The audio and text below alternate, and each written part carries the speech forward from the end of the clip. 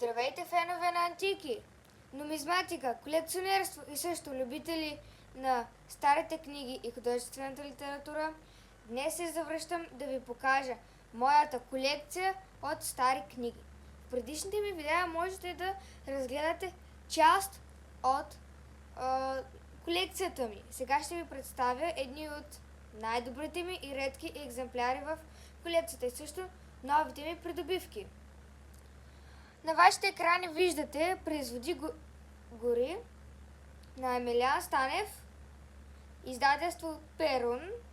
Книгата е първото издание от 1943 година. Виждаме, че книгата е в добро състояние за годините си.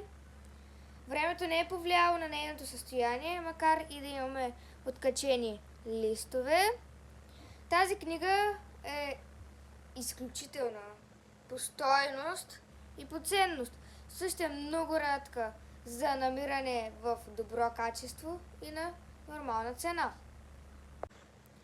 Интересна детска книга, която препоръчвам на други деца да я прочетат.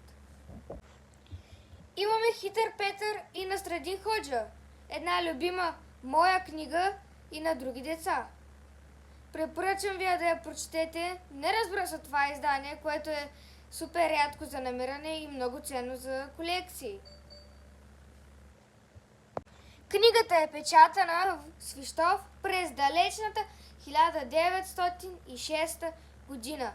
Това са около 120 години във времето и само без оригиналната си корица времето е запазило тази изключително ценна и рядка книга за намиране 120 години по-късно.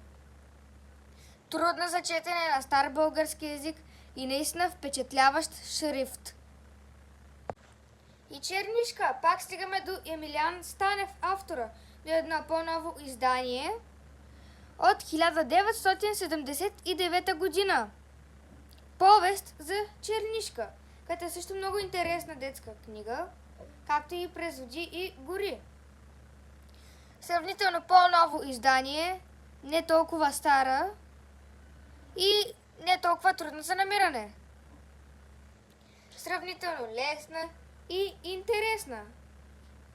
Всеки може да се здобие с това издание,